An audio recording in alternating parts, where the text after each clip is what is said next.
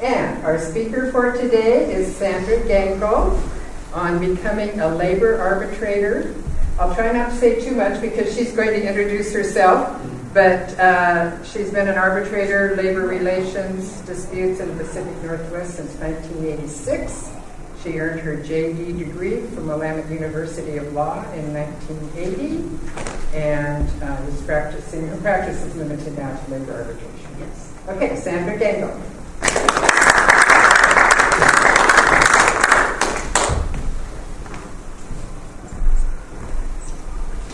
Thank you, Jenny,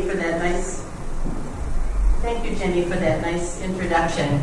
Can you hear me now with the microphone? Good. I understand that microphones are helpful in this room, and so I'm going to use this. Also, it's more helpful to me to be able to sit down when I'm speaking, so I hope nobody minds if I sit down rather than stand up. I really appreciate being invited to come and speak to you today about the work that I do and how I got here, the zigzag route of becoming a labor arbitrator. I want to thank Tom Kearns of the Yachats Academy for arranging this for us, and for the people that I have met here this evening, some of whom I know, and thank you for coming. Some of you I haven't met before, and I appreciate your coming too. So I hope you all learned something that you haven't heard before. And if you have any questions, I will entertain questions, but I would like to do that at the end of the talk. So please hold your questions, but don't forget them, and I will be happy to answer what you do ask me. What is an arbitrator? I am always asked that. What do you do as an arbitrator? And some people think that the arbitrator is a mediator who kind of conciliates between parties and helps them to reach a mediated solution. No, there's a very big difference between an arbitrator and a mediator. An arbitrator is a private judge. And an arbitrator is someone who is called in by the parties in a dispute, who mutually select the person because they believe the person is fair, impartial, has good judgment, and will listen to the facts and evidence that the parties will present and will make a just decision. And it is a decision that is usually final and binding. Assignments are one-time appointments only. Arbitrators, labor arbitrators, don't work for the government. We don't work for any employer. We work for ourselves. We are private practitioners, and we are in business for ourselves, and therefore we have to maintain our credentials, our expertise, and our acceptability. And acceptability to the parties is the key. How do you achieve acceptability? That is the challenge.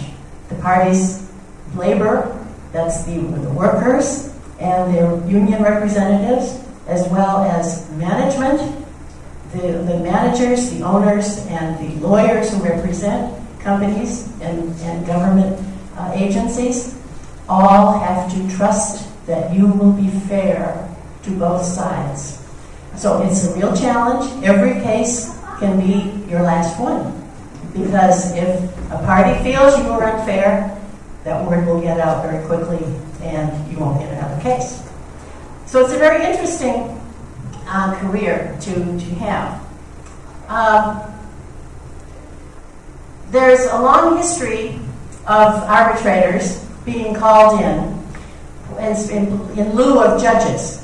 Back in the Middle Ages, the kings and the leaders of nations, you had judges that applied the rules of the crown, but they didn't always understand the nature of the disputes, especially in employment and in the relationships in commercial exchanges like trading.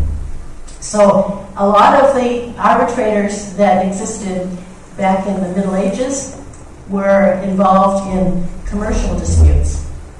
For instance, in Marco Polo's time, in the 13th century, the Phoenician and Greek traders who went on the Silk Road to China got into some disputes over territory and pricing and bartering and all of those issues. And how would they resolve their disputes? They would call in someone that they trusted as a neutral to resolve the dispute and move on. In medieval England, the merchants and the guilds would sometimes have disputes over their authority and their pricing and all of the business issues. And again, the king's court would not have a clue as to how to analyze and resolve disputes of that nature. So they would call in someone that they knew, maybe a retired merchant or someone from the community that they trusted, who would take the evidence and make a just decision. Back in the Revolutionary time in our own country, in New York, there were disputing merchants who chose George Washington because he had a reputation of being very fair and just and knowledgeable and willing to listen. And so he served as an arbitrator in various commercial cases. In addition to the qualities of fairness and impartiality, usually arbitrators have some expertise in the subject matter of the case at hand. And that helps to understand, and in workplace situations especially, every workplace has its own culture and its own rules and situations, and some arbitrators understand a lot more of the workplace than other arbitrators, than other people in the legal profession who might be called in. So the parties usually look for someone who has expertise in a variety of work settings when they are choosing an arbitrator. And then too, they look for somebody who's a quick study, who is able to understand evidence when it comes in if it's something new that they haven't dealt with before. I think even more important, they look for someone who has a good understanding of human nature, is perceptive about the underlying motives of the parties to the dispute, and have empathy for the humanities involved. And then they have to be creative in fashioning appropriate remedies for the particular disputes that they hear. Now, a famous arbitrator is King Solomon in the Bible. And I think most people are familiar with the story, the King Solomon story, but it's been greatly misunderstood. So I'll tell you a little bit about it. There were two women who shared a house, and they each had a baby boy. And they lived together with their baby boys. And then one of the babies died. And the women fought about who should get the other baby. And they each were claiming that she was the mother. And the only way they could resolve it was to call in King Solomon, who was known as a very just leader. And they put this dispute in his lap, and they said, we have a baby who survived. We both claim to be this baby's mother. Who are you going to give this baby to? He listened to their stories, and then he said, bring me a sword, and I will cut the baby in half and give half to each of these women. Immediately, one of the women cried out, oh no, please no, give the baby to her, because I want to save the baby's life. He then knew she was the baby's mother, and that the other woman was motivated by jealousy, not by love and caring for the child. And so he gave the baby to the rightful mother. Now that case has been wrongly used over the years we hear people say, oh, arbitrators just split the baby.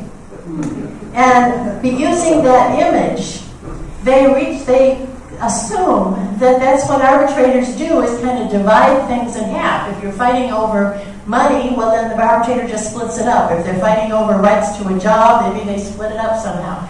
That's not the case at all. In fact, in reality, very, very few cases are resolved by splitting in half. And so the image of the King Solomon story really is wrongly applied. It should be seen as the arbitrator being wise and finding a way to determine who is the rightful winner for humane reasons. That the splitting the baby was just his tool, his trick for finding the truth.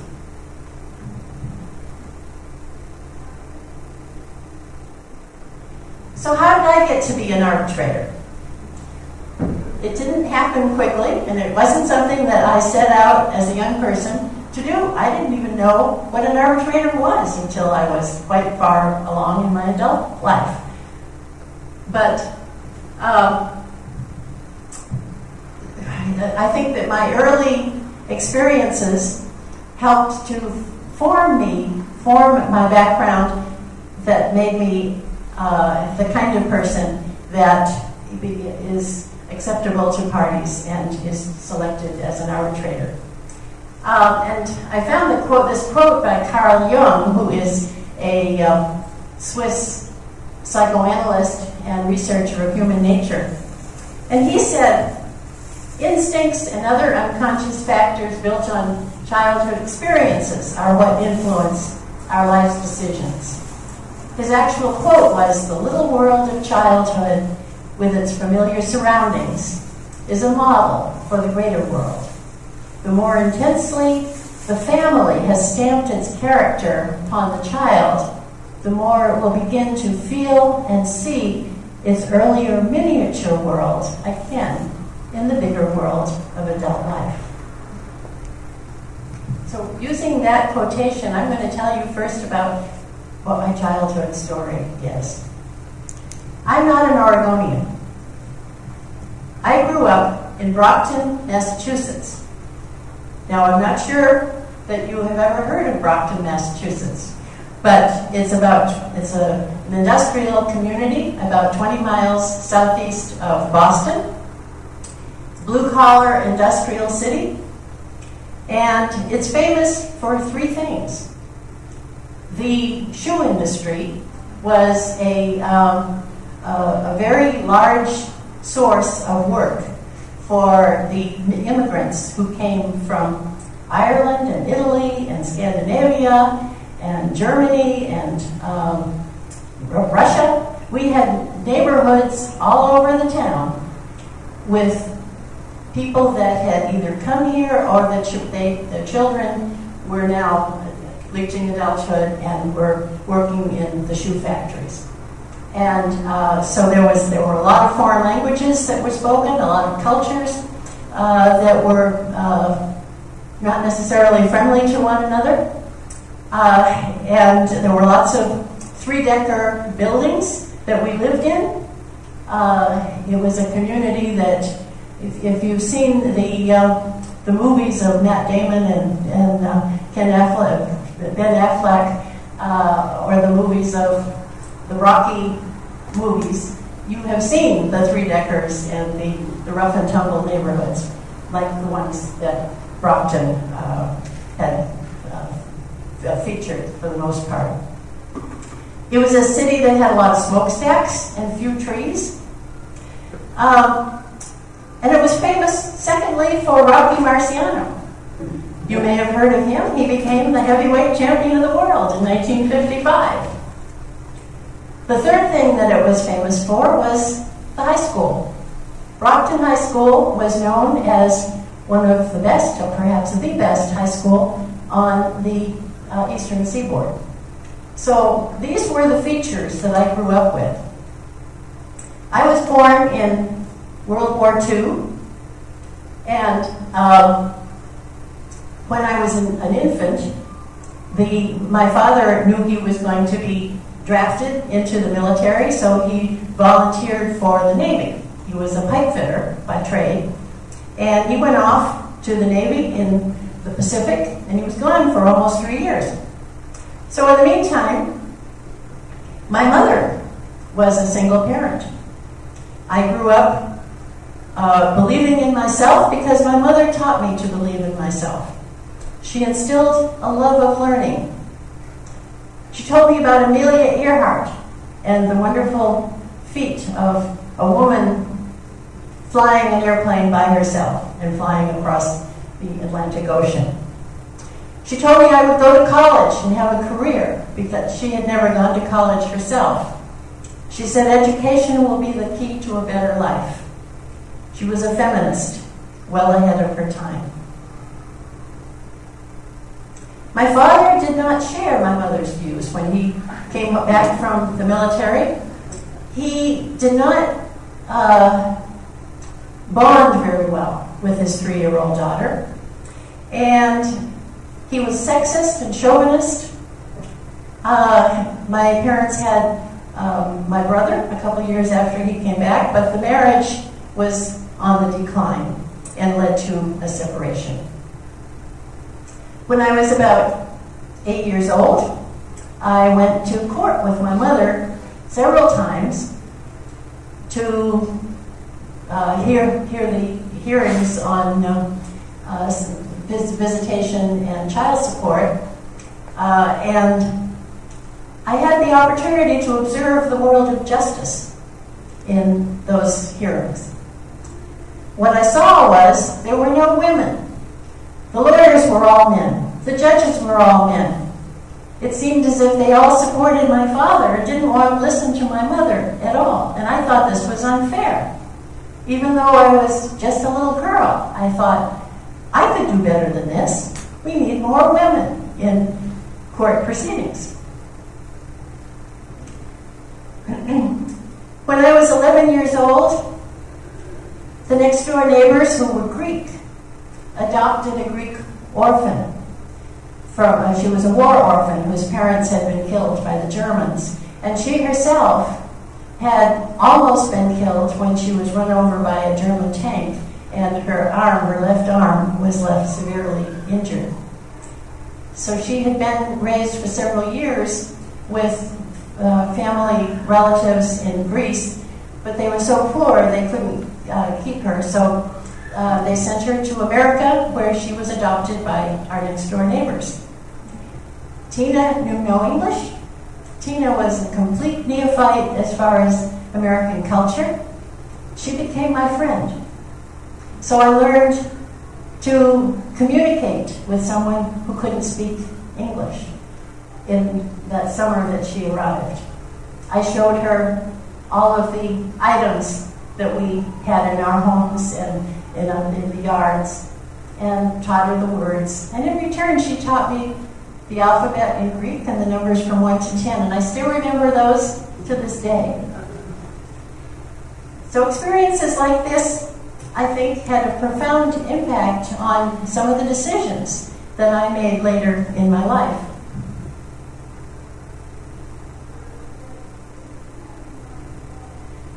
I had a lot of observations of the world of work when I was a young person. When I was very young, I observed picketers and strikers from the shoe factories, carrying their signs downtown and saying, management is unfair, negotiate, bargain, and I learned words like that by experience, words that I never would have known in any other way. And then I learned that some of them were successful and achieved union membership and contracts, labor contracts. And then when they did, those workers were proud to carry their little contracts, little pocket contracts in the pockets of their overalls.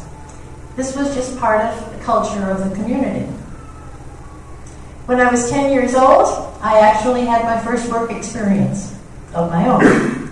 My grandfather had a leather shop. he traded in cowhide pieces with that he cut on machines in the sizes that were needed for the shoe industry. One of the pieces that he had to make was a little strip about 10 inches long with holes in it, and he would crunch those out by the hundreds and put them in a basket, and then he would ask me if I wanted to come over and put together the packets of belts. They were little belts for the boots of military personnel and police officers. So I would go over on a Saturday and take the basket to a table, and I had to count in groups of a dozen these little straps and put little elastic bands around them, and then count up to like 100 packets of 12. And so I had to be good at counting, and I had to be serious about accomplishing the work that was expected, and I would earn a few dollars for the couple of hours that I spent doing that.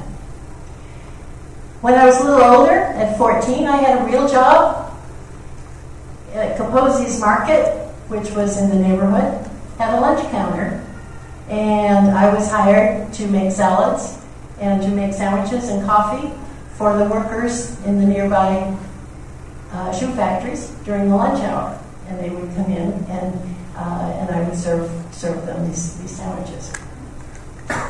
I also worked at a fish market, and then I worked at Leon's Diner, serving, and I learned to be a short order cook. And then I had a better job at age 17. I was a cashier in a retail department store, where I learned to handle money and deal with the public.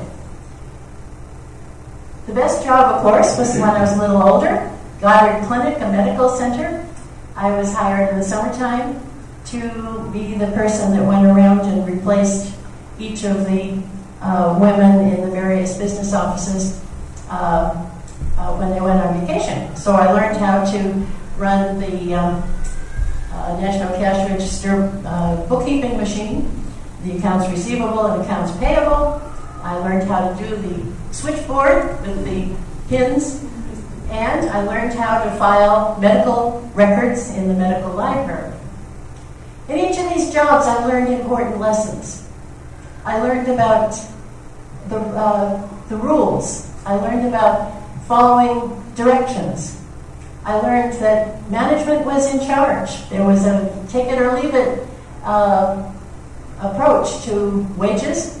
I had no negotiation rights. I had to accept whatever they told me the job was going to pay, what the hours were going to be, and what the terms and conditions of employment would be.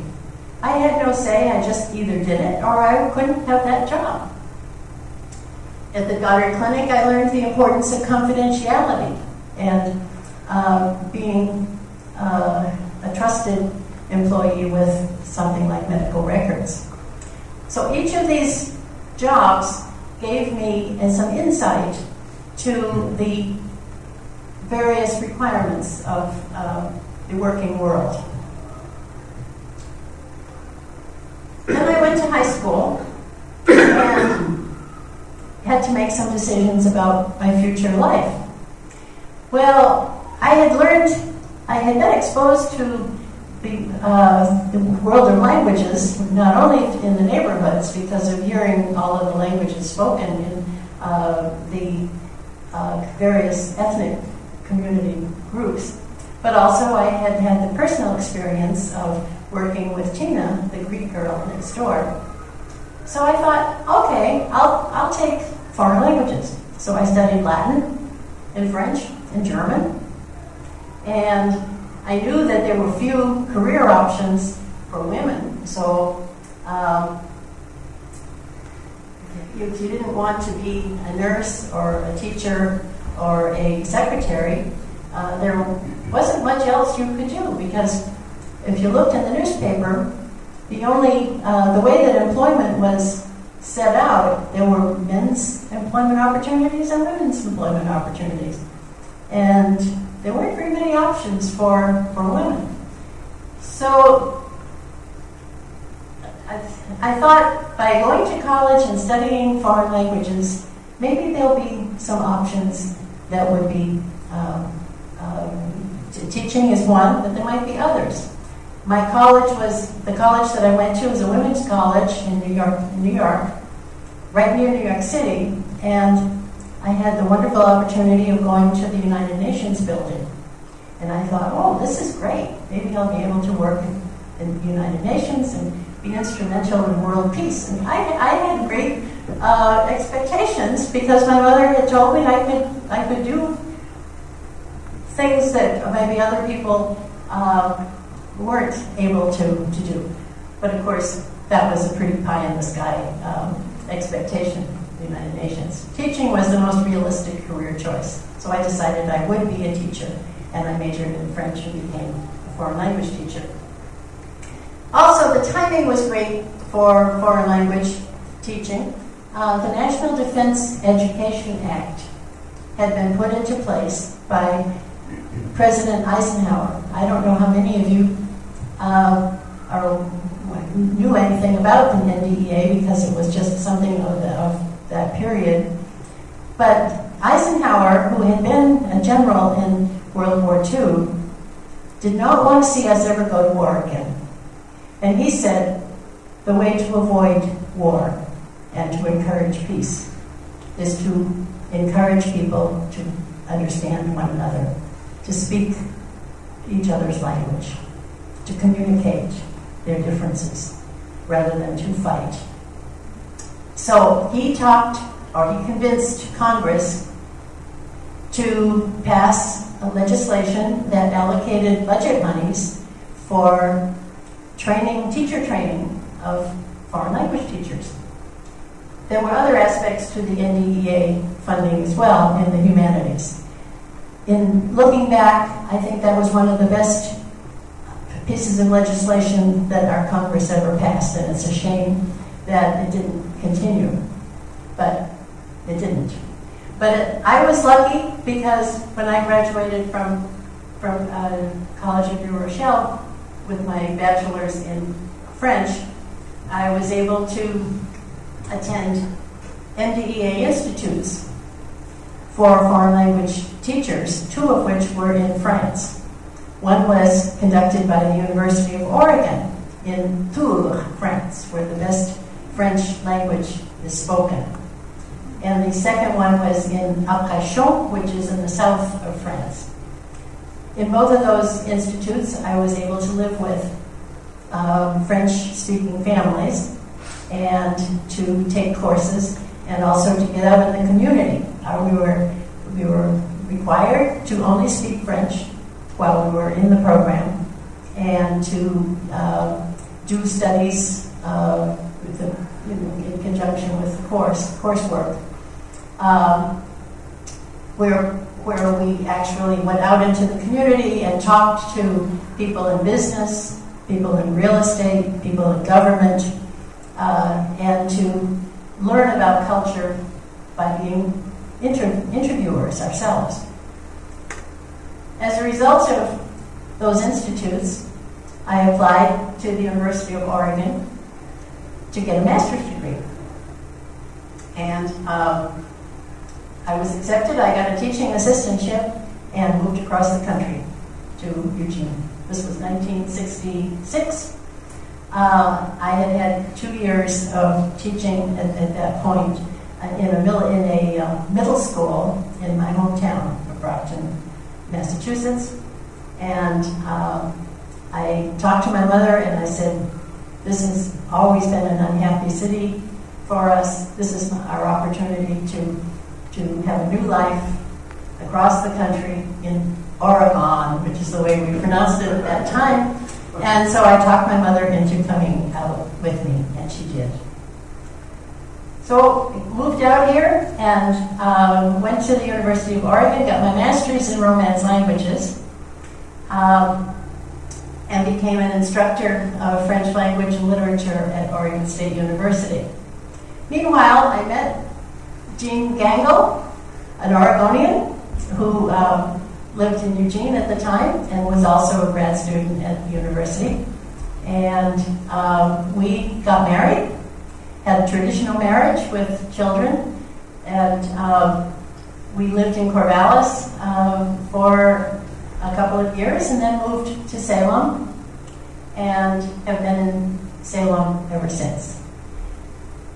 While I was in Salem, I taught part-time, again, a traditional. I did not want to be a full-time worker outside the home. I wanted to combine home life with a career on a limited basis, and I wanted to spend time with my children.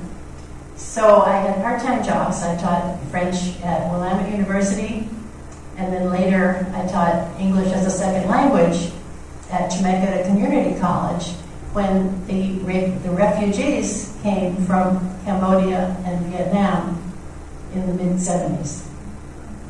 And I also taught Mexican migrants in that class. So each of these experiences opened up a whole new awareness of culture and problems, people who had gone through a war and who had come to our country to have a new life and to learn English.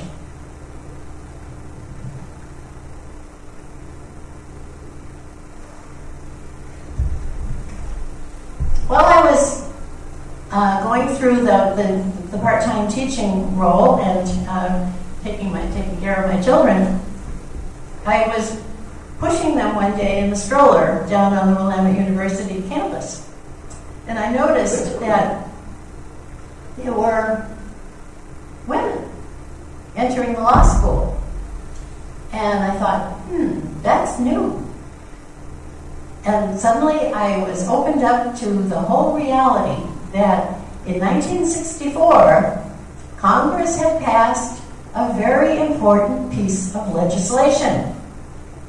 The Civil Rights Act of 1964, Title VII, had outlawed discrimination based upon race, and at the last minute, a congressperson put in the words, or sex, thinking that that would kill the bill. But it didn't kill the bill. The bill passed. And all of a sudden, Title VII and the whole of the civil rights law was not just to eliminate racism, but it also was to eliminate sexism in employment.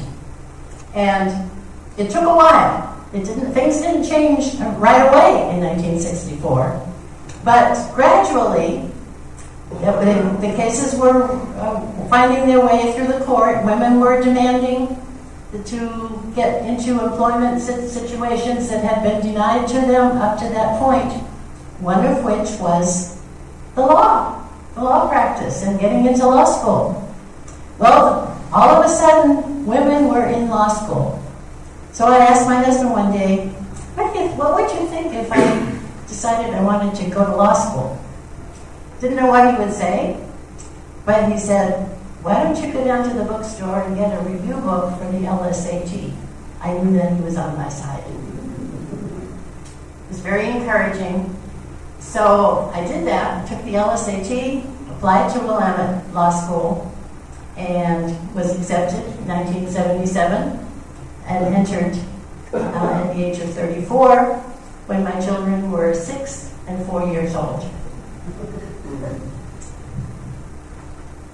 It was a whole new world for me to study contracts, constitutional law, legal research and writing. I just loved the first year courses, and I did well. Actually, my foreign language skills were helpful. In many ways, law school is like a foreign language because everything involves new vocabulary and what they call legalese. It was a certain way of speaking, and I was able to adapt to those turns of phrase very readily. I emphasized the study of labor and employment law and dispute resolution while I was in law school because I was very much interested in the whole idea of women's rights as part of the improvement of society as a result of Title VII and the new openings, the new opportunities for women. What did I learn? I learned that in the 19th century, the Industrial Revolution, work was unregulated. The industries were unregulated, and they could treat employees however they wanted to. There was worker abuse, sweatshops, slum tenements, unsanitary conditions, dangerous factory conditions. Workers tried to organize, to form unions, and to say, we want to bargain for our wages. We want some rights in the workplace. And anyone that would try to collaborate to bargain was called a criminal. Courts in the beginning would put those people in jail. Eventually, they mellowed a little bit, and it was no longer criminal, but it was still called a monopoly and restraint of trade, or it was something that interfered with the employer's right to contract on their own, and therefore courts were still willing to say unions do not have the right to bargain. They are subject to injunction or a cease and desist order. You must cease and desist from trying to organize and bargain. So during the 19th century, worker conditions were very poor. And as a result, the industries grew and prospered and flourished financially, while the workers suffered. Samuel Gompers was one person who found some little bit of opening himself. He was a cigar maker, and he was an artisan. He considered art that cigar making was an art, and he organized the other cigar makers in an organization that convinced the employers that they worked for that the cigars would be better and would be more saleable and would be healthier if there were clean air coming into the workplace, and if the floors didn't have a lot of debris and dirt and so forth. And because they were very friendly in their approach, they got to square one as far as doing some negotiation with managers. They also then collaborated with other artisans, like iron makers and furniture makers. And as long as they were emphasizing the quality of the product they could produce, their employers were more willing to say, all right, we will listen to you, that maybe these working conditions need to be enhanced in order to produce a better product. So they founded eventually the American Federation of Labor. I'm sure you've heard those words. And they did obtain the right to bargain as an organization. However, some employer challenged it, and the case went to the Supreme Court, and the Supreme Court declared unconstitutional their right to bargain. Then, in 1911, a huge turning point happened. The Triangle Shirtwaist Factory fire, March 25th, 1911. 500 women were employed 16 hours a day working in a high-rise factory in New York City, making dresses and blouses and shirts on the 8th, 9th, and 10th floors of the factory building. All of the doors opened only inward, not outward, and guess what? The doors were locked during the day to keep these women from leaving during the day. A fire happened when a cigarette was lit and caught on flammable cloth, and it quickly spread because of the proliferation of cloth that was on the floors and the oil from the machines that also caught fire. There was no access for firefighters because the ladders only reached to the 6th floor. 146 women died, and the average age was 19. This tragedy really became a lightning rod for the community. People said, this should not have happened, these worker conditions are unreasonable, unsafe, and there was a public protest. Some of the leaders who became involved at that time were a social worker named Frances Perkins. If you've heard that name, Frances Perkins became the first Secretary of Labor. She was also the first woman cabinet member in the cabinet of Franklin Delano Roosevelt. The other people that were leading the protest as a result of the Triangle Shirtwaist Factory were 2 legislators from New York, Al Smith, I'm sure you've heard that name, and Robert Wagner, who was a senator. They took charge of a fight for reforms. And as a result of their work, first there was the Norris-LaGuardia Act that was passed, and then in 1935, the National Labor Relations Act was passed. It was part of the New Deal legislation, also called the Wagner Act.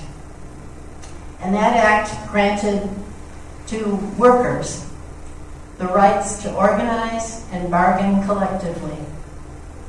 It also established the National Labor Relations Board, which would be a team of 5 people, a board of 5 people, appointed by the President and approved by the Senate, some of whom would be from the Republican Party and some from the Democratic Party, or some from the positions of management and some from the positions of the workers, intending to create a board that would manage labor relations on a fair and equitable basis. And they had a list of unfair labor practices that employers were to avoid, to not interfere with the rights to bargain. And once groups got together and established a bargaining unit, the law required that management bargain with that bargaining unit. Didn't require that they reach an agreement, but that they at least bargain towards an agreement. And if they refused, if they said, heck no, we're not going to bargain with these employees, we never have before, why should we do it now? Then a case could be brought to the National Labor Relations Board, and the board would issue a cease and desist order to management. And they had to go back then and bargain. This changed the whole face of labor relations.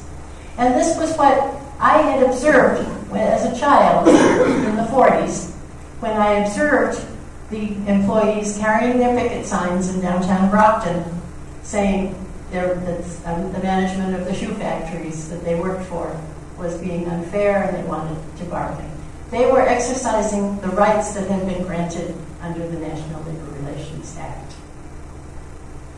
Now, as a result of that act, unions spread very quickly, and throughout the country, throughout the entire private sector. By private sector, I mean industry, rather than government, okay? Unions recruited many members, and they became very powerful very quickly, especially after the war ended and the military people came back to the U.S. and wanted to get into their ability to earn money for their families. So unions became very strong then, especially after 1945. And what was part of the contract that was being negotiated by many of these union groups? It was a dispute resolution procedure. In the dispute resolution procedure, the contract would allow that an employee or the union could allege that the contract had been violated in some provision in the contract had not been followed, and therefore they would file a grievance. So grievances were allowed to be filed under the contractual grievance procedures. Usually the grievance procedures were a multi-step process where first the workroom floor supervisor would have to negotiate with the union representative of the employee, try to resolve the dispute at that level. If they were unable to resolve it, it would move to the next level, and a manager would have to negotiate with a union business representative from the office, from the union office. And they would try to talk this out and try to work out a solution.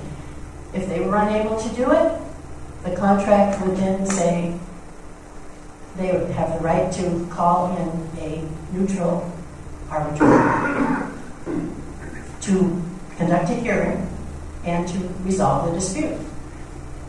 One of the first arbitrators who became very successful at being called in and conducting hearings was somebody whose name I'm sure you recognize here in Oregon was Wayne Morris. Back in the late 40s, Wayne Morris was the dean of the University of Oregon Law School. This was before he went into the Senate. And he was known as a very fair and independent individual. He couldn't decide what his political party was, for one thing. At different times during his career, he was a Republican, a Democrat, and an independent. He was anti-war. You may recall that in the 60s, when he was in the Senate, he was the only senator to vote against our involvement in the Vietnam War. He was a very independent person. He was also very intelligent and an extremely good writer. So he became one of the leading arbitrators on the West Coast, especially in the dock workers' disputes all along in the ports. And he was very popular. He was in demand frequently to be called in to resolve dock workers' issues.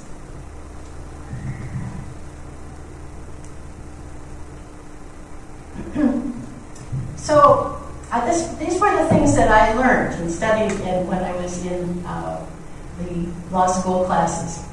And then during my second year, Dean Carlton Snow of the law school, Willamette University College of Law, came to me and said, I understand you're a good writer. You got a high grade in research and writing last year. How would you like to work for me as a clerk in my arbitration practice? Because I do labor arbitration on the side. And I said, oh yes, that sounds like a wonderful opportunity. I would be very happy to be a clerk. That job, which I considered just a job when I was first hired, turned into an internship. And Professor Snow was a very fair and very helpful leader to guide me in becoming more and more knowledgeable about how to decide cases and how to become an arbitrator myself. I told him one time, yes, I would, how can I become an arbitrator like you? I'd like to do what you do. Well, he wasn't terribly encouraging. He said, well, there are no women in this field. And I said, well, that's going to change. I think I would like to be one of the first people, first women. And so he didn't completely close the door, but he made it very clear that it was not going to be easy, because acceptability with the parties, again, was the way that you had to be selected.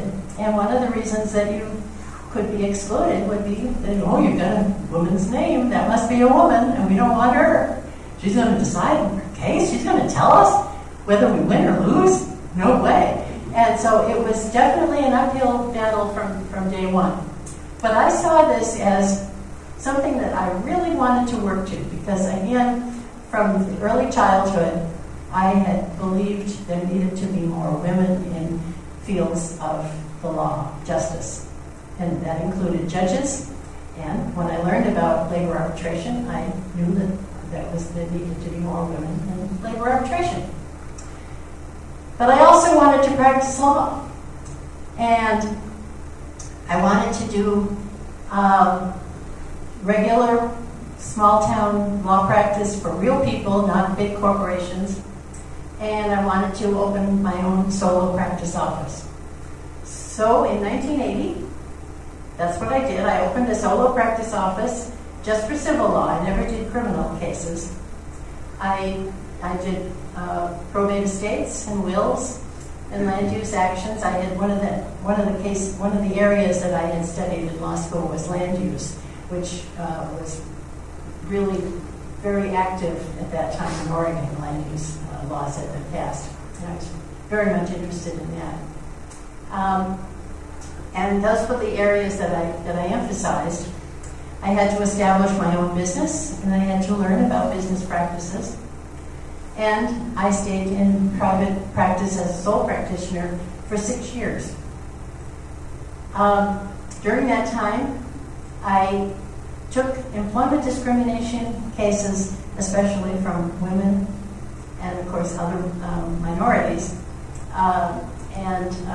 This was the early 80s when the economy of Oregon was not good. We had a lot of layoffs and a lot of employment issues, and so there were a lot of cases that came to me. And I took those cases. Some went to federal court and some went to state court. And many of them just settled out of court. During that time, I continued to work for Carlton Snow in the internship on a part-time basis, and continued to see as a long-time goal the future, that where I would be able to serve as a neutral, as an arbitrator in labor relations. And then in 1985, I got a real opportunity. I got a letter from the United States Postal Service in Washington, D.C., and they told me that the service, Postal Service, and two of its unions, the Letter Carriers Union and the Postal Workers Union, had decided to put me on the roster of arbitrators in the Pacific Northwest to hear cases involving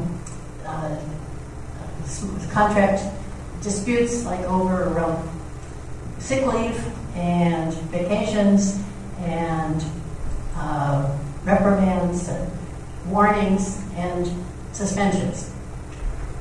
So it wasn't the big cases, it wasn't the discharges or the big wage cases, but it was the cases that are run-of-the-mill cases on the workroom floor. And I had about 250 of those over the next 7 years, and I flew all over the Pacific Northwest to post offices in Alaska, Montana, Washington, Oregon.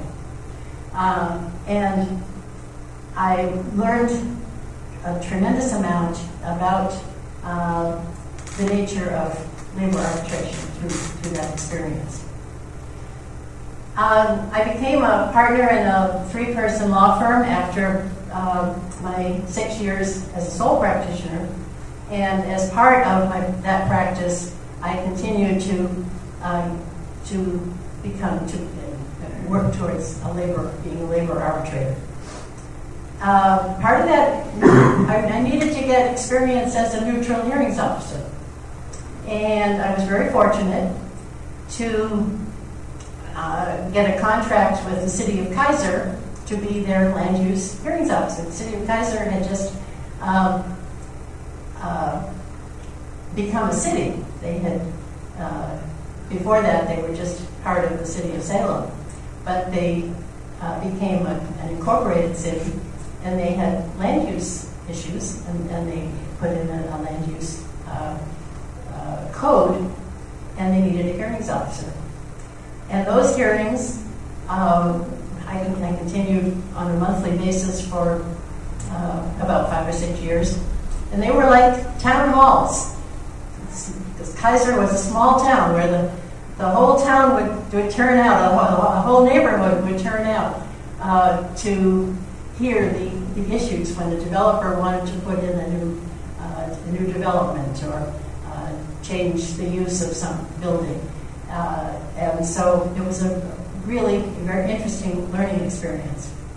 I also was asked to arbitrate some cases by the State Superintendent of Public Instruction in disputes involving disabled students, where the family was alleging that the school district was not providing a fair education, a fair and appropriate education for the students' needs. And then during that same period of time, I developed workshops on labor relations and arbitration, which I presented at Portland State University and Western Oregon University on like a 3-week schedule, and wrote articles, gave presentations at conferences, because I had to build my reputation. I had to be showing the parties that I knew something about labor relations, even though I was not a member of a union myself. I was never directly involved in the field of labor relations. So I approached it more from the academic, neutral perspective. And during that time period, I was accepted for the rosters of arbitrators through the Federal Mediation and Conciliation Service, the state of Oregon, the state of Washington. I was the second woman in the Pacific Northwest to get on those lists. And my caseload grew gradually. Few cases over the years have been in my own state, the state of Oregon. Most of the cases where I am selected are in Washington, Alaska, and more recently in California. I have always known that every case could be my last one. There is no job security in labor arbitration. Your reputation is the key.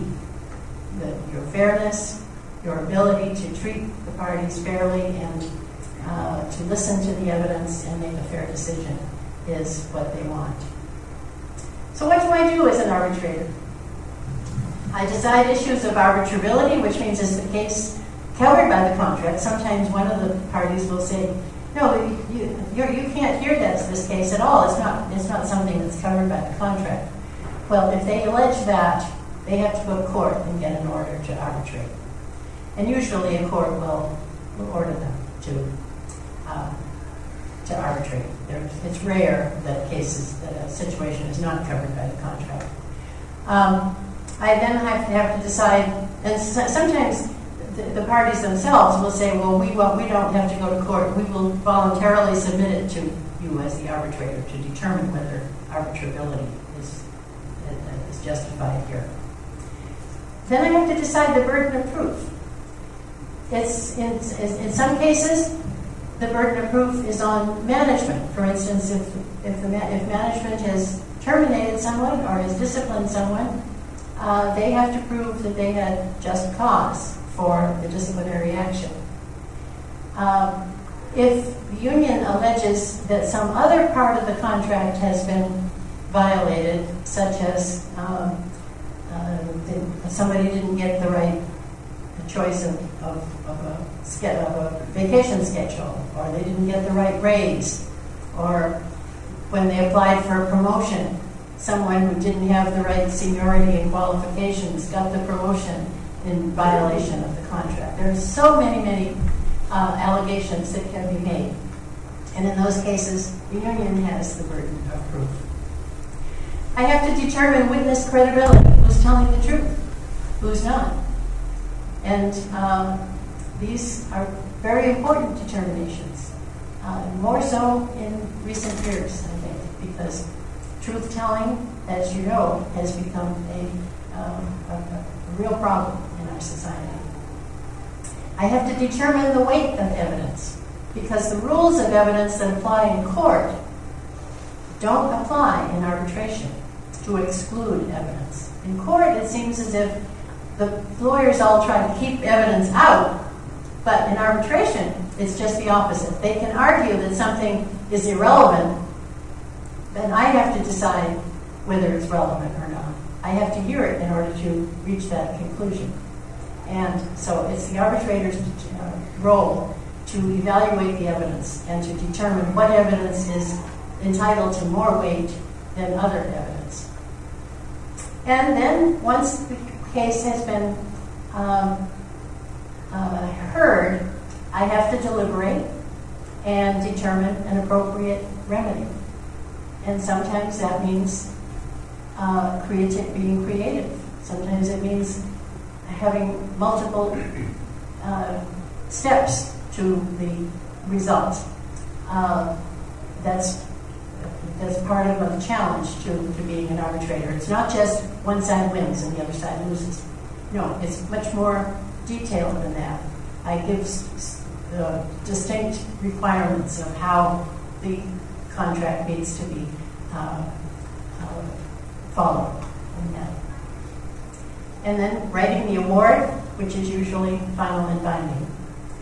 In between cases, I have to maintain my independence and avoid conflicts. That means I can't have friendships or social contacts with any of the parties that I serve or the lawyers that have appeared before me in hearings. I maintain a very professional distance with those parties. Again, if I didn't, the word would get out.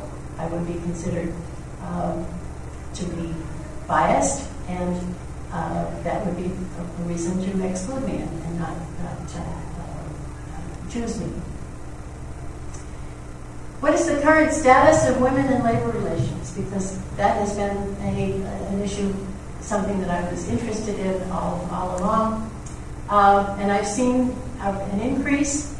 In the beginning, there were only 2 women in the Pacific Northwest. Now there are 16. Still not a great number. It's 23% of the total of arbitrators in the Northwest, which is 17. But 16 is better than 2. Also, of course, we have seen a tremendous growth in the roles of women generally in positions of leadership in the community. Not only lawyers, are there far more women lawyers than there used to be, but we have women judges, legislators, women in the military, women in industry.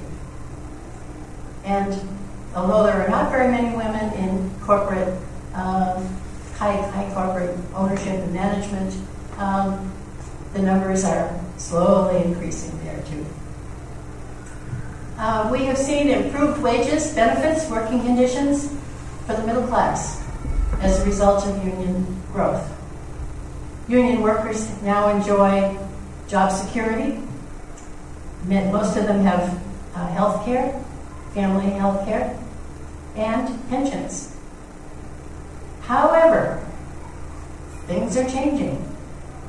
Union membership is decreasing. Many workers now believe the unions are unnecessary. They think, what does the union do for me? I've already got my health care, and I don't want to pay dues. Why should I continue to pay dues? Why don't I just get rid of this union? I don't like their political involvement. They seem to support Democrats, and I'm a Republican, and I don't want my money going for their political views. And there are all kinds of arguments of that nature that are causing people to change their union membership. There have been requirements over the years by the Supreme Court that if a person is represented by the union but does not want to join the union, they have the freedom to opt out. You're not required to be a member of a union. But if more than 50% of the bargaining unit, the workers within a particular organizational unit choose to be represented by a union, then that union must represent everyone in that bargaining unit, whether they are members or not. So the Supreme Court has said that in those cases, the non-members who opt out still have to pay chargeable fees or fair share fees. Their fair share of the costs of union negotiation of the contract and the union's involvement in dispute resolution.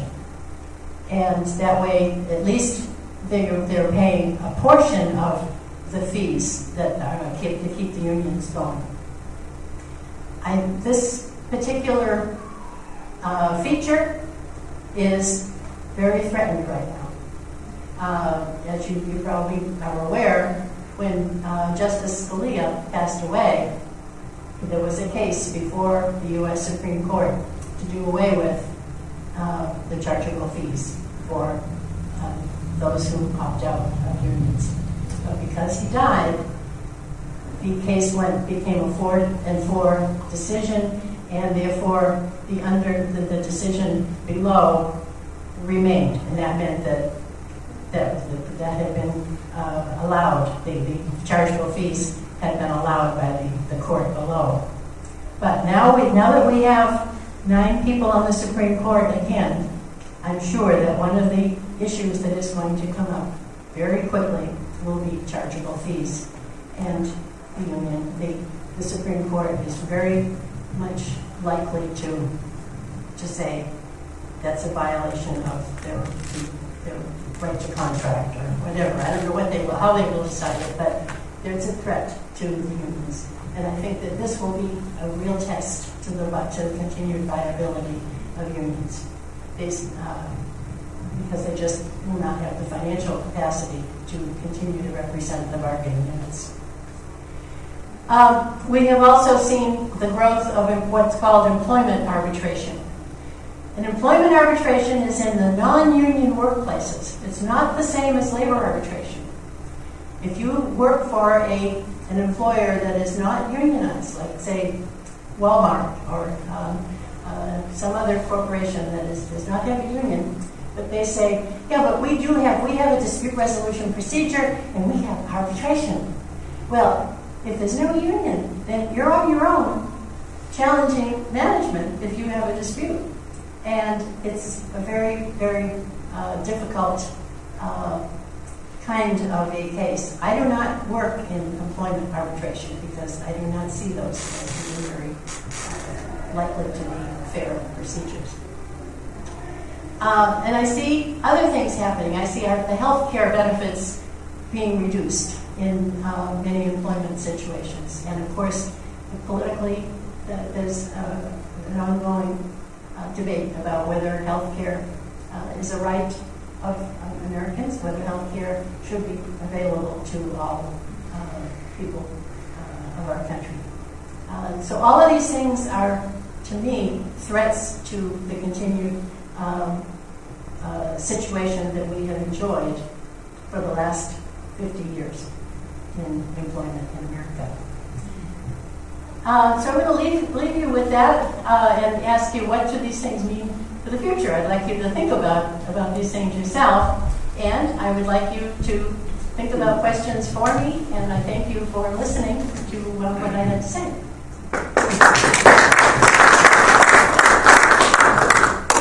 Yes, Chuck. Appeal. Are there any basis for appeals of arbitration? Appeals are very rare.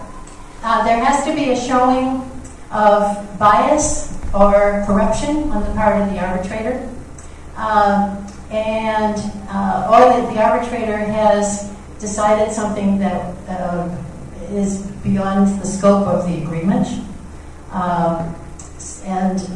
or that the arbitrator has exceeded authority under the agreement. These are very limited bases for a court to overturn a decision. They are appealed to courts. They can be appealed to courts. It's a motion to vacate the arbitrator's award. I had one case involving a federal agency, It was actually the Department of the Treasury, an agency of the Department of the Treasury, and the hearing was conducted down in Dallas, Texas. And the hearing was in 2002, I believe it was. And my decision was rendered in 2003.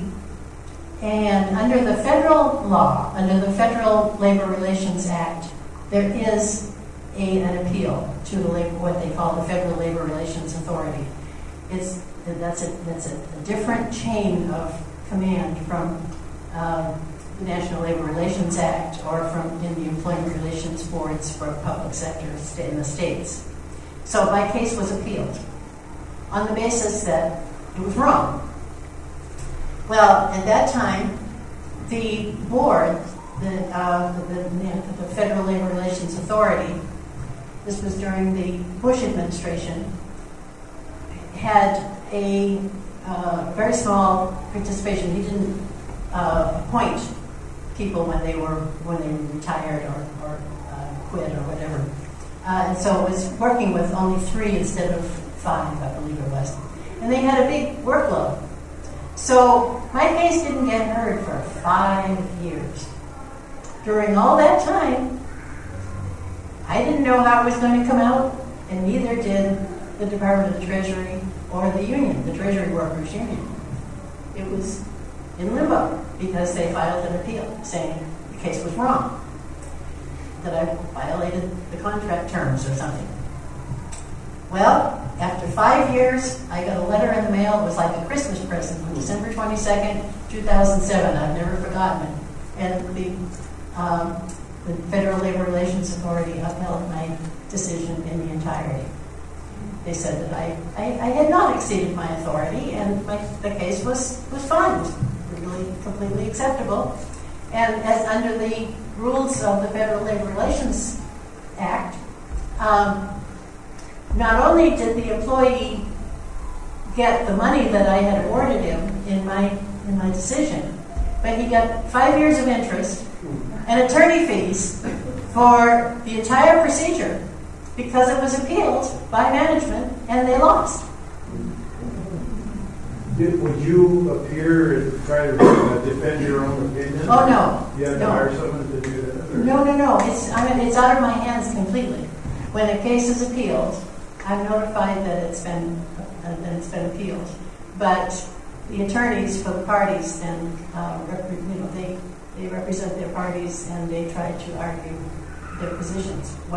The winning party would say this decision was just fine, and the party that had appealed would say no, the case was wrong, and but that case, and again, I wasn't surprised that it was upheld.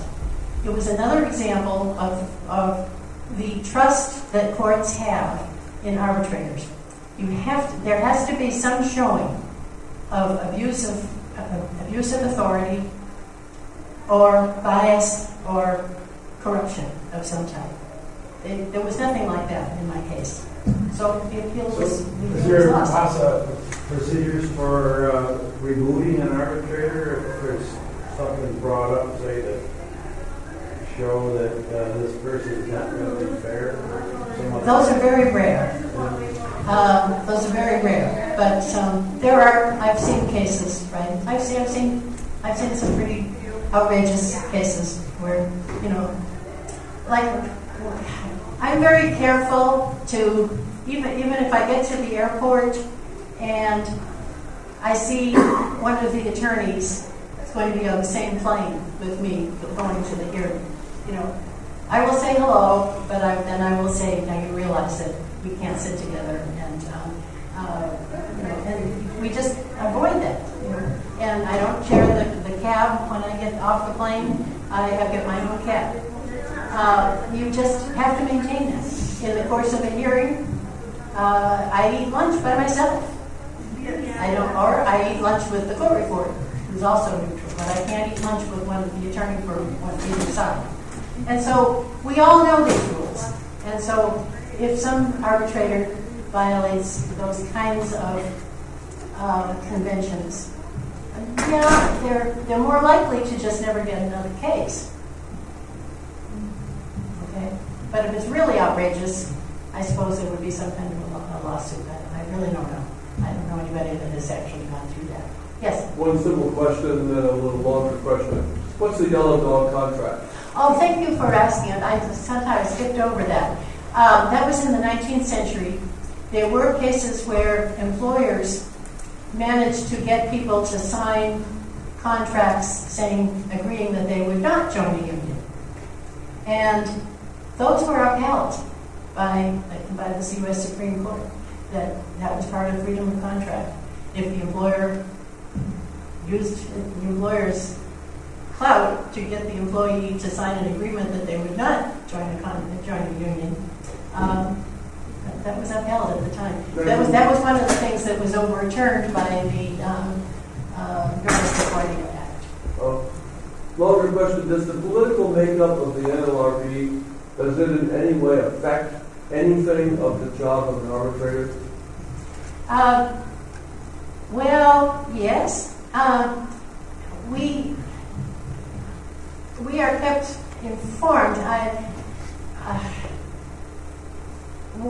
get a memo every week from an organization called lawmemo.com, which I pay a fee to, and it's a website group that sends me an update of cases that have come out of the National Labor Relations Board, and I read those because it tells me the trends. It tells me how the board is viewing certain issues. And I know that those issues are going to be bubbling up in cases that maybe come before me as far as workplace issues that are disputes. But the arbitration process, the argumentation, is not affected by the political. That's right. It's just the outcomes that I keep myself informed of. Yes? How long do you want to continue doing this? Well, I'm in the process of retiring, but thank you for asking. Because I'm thinking of age. Exactly, yeah. I'm I'm a grandmother. I have two beautiful grandchildren, and the traveling has become much more of a burden. In these past few years, I have had a number of cases involving police officers, especially in California. Those cases have been extremely interesting, and they really, are a challenge. And I was really very proud to be accepted, because police units that's a last bastion of male supremacy, and so they're all men that come in and testify before me. The managers are the chief, and the higher managers are men, and most of the officers are male. So the fact that they voluntarily choose a woman has really been a source of honor for me, and I've been reluctant to turn down any of those cases. But California it's another state far away. Travel is terrible. It's becoming a nightmare to get around, and no, I don't want to keep that up. So I have a case in Seattle next week, and that's the only case I have on my agenda at this point, and I think that this is going to be my last year. Because there are certain things I have to do business-wise in order to stay in practice. I have to keep my roster memberships up. I have to keep my bar, Oregon State Bar membership I don't practice law, but I'm an inactive member of the bar, and so there are fees there. There are all kinds of fees, and I have to have professional liability insurance coverage. So all of these things I have to decide. Okay, each year. Am I going to continue next year? I don't think I'm going to do it in 2018. Yes, Tom? Just on the personal stress level, I would think that in some cases when you're trying to decide them, both sides have credible arguments probably, and both sides are probably more or less likable people, and absolutely. You're going to have to come up with a decision, creative as it might be, somebody's going to end up more on the losing end and somebody more on the winning end.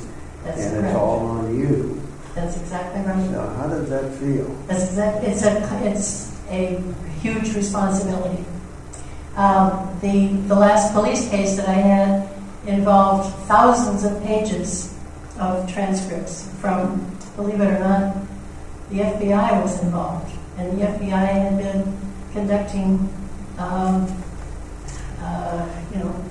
listening. They had been listening in on conversations, and I had to listen. I had to read all of those conversations, and some of the conversations were tough talk, in the streets.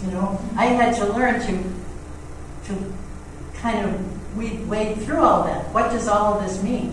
What are they really saying to each other? How does this fit into the overall picture? There's always challenges. Every case has new challenges. And that's my role, that's my duty.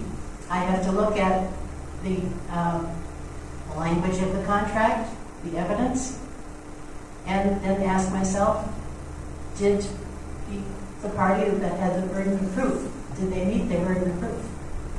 Now, in a case involving just cause, a discipline or discharge case, that burden of proof is high. Management has to show me by a clear and convincing standard of proof, not just a 51% majority, but clear and convincing that they had justification to issue this disciplinary action or to fire this person. But in other cases involving alleged violations of the contract, the burden of proof is only by a preponderance, which is 51%. And so, yes, sometimes it's very close. But that's my job. My job is to decide, did they meet their burden of proof? Yes? I'm presuming you're responsible for all your expenses, no matter how long the case? Correct. Wow. And I've never been stiffed. That's another source of great pride for me. Because my fees are paid equally by the two sides. 50% by each side. And when I send a bill, I expect to be paid. And that means the fee plus all my travel expenses, hotel, meals while I'm there. And some of the cases only involve a few days of work. Some of the cases are quite long, quite lengthy, and involve, many days of work. And they get expensive. But I've never been stiffed, and I'm very proud of that. Yes?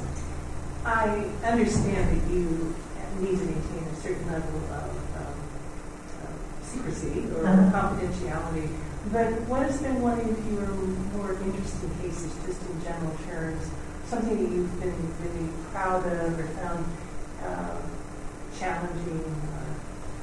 Well, I think what comes to mind is that case that was appealed to the National Federal Labor Relations Authority, because when a case is appealed like that, it becomes a matter of public record, so I can talk about it.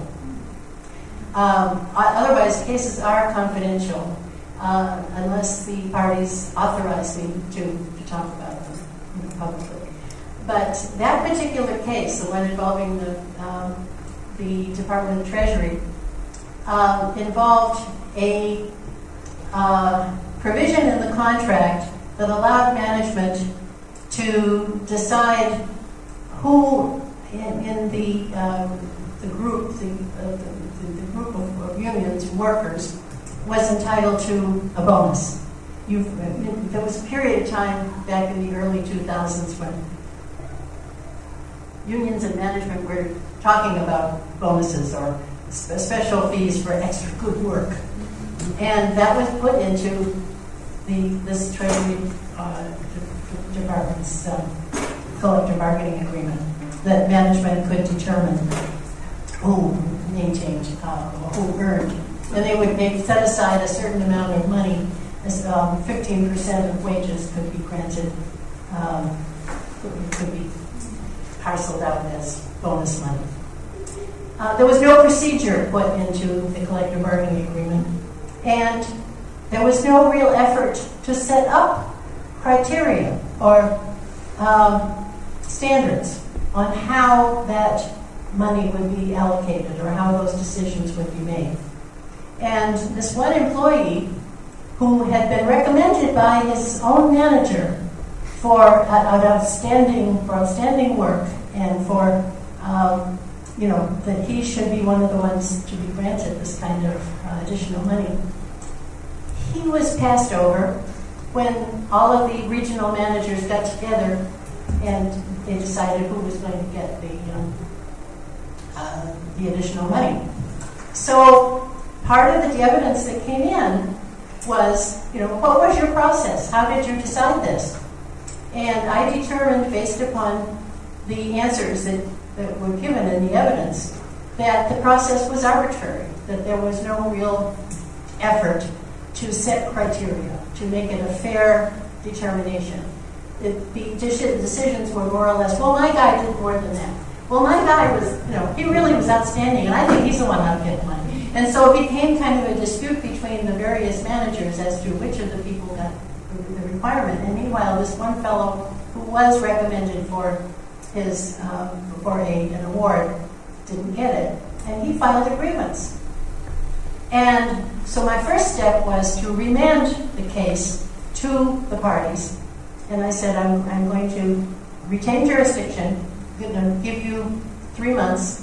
I want you to go back to the drawing boards, have a new meeting, set specific criteria, take a second look at all of the people that you were evaluating, and see how they fit into the criteria. I was giving them a lot of authority to set the criteria, but I figured this would apply very widely then to other groups and in the future. And that's part of my role too, is to try to prevent future cases of a similar nature from happening. So 3 months later, they notified me, come on down. I had to come out of Dallas again. We've had our meeting. Went down, they put on their evidence, and they had determined that the exact same people that got the awards before were correct, and there was no change. And when I asked, well, what were the criteria that applied, I was not happy with the answers. Again, I believe that it was arbitrary and that they had not made a reasonable effort to set standards that would be fair and should be applied in the future. So I ruled that employee should get his 15%, and that he had basically he had convinced me that the contract had been violated. He should have gotten a bonus, and that was appealed. But the Federal Labor Relations Authority 5 years later said everything that I said was correct. So I don't know what they have done since then. I would expect that there's been a very strong negotiation on behalf of the union to put in some criteria and to make it not happen again. But I don't know that, because my role is just to decide that case and to try to prevent similar cases like it from happening in the future. Well, thank you very much. Yeah,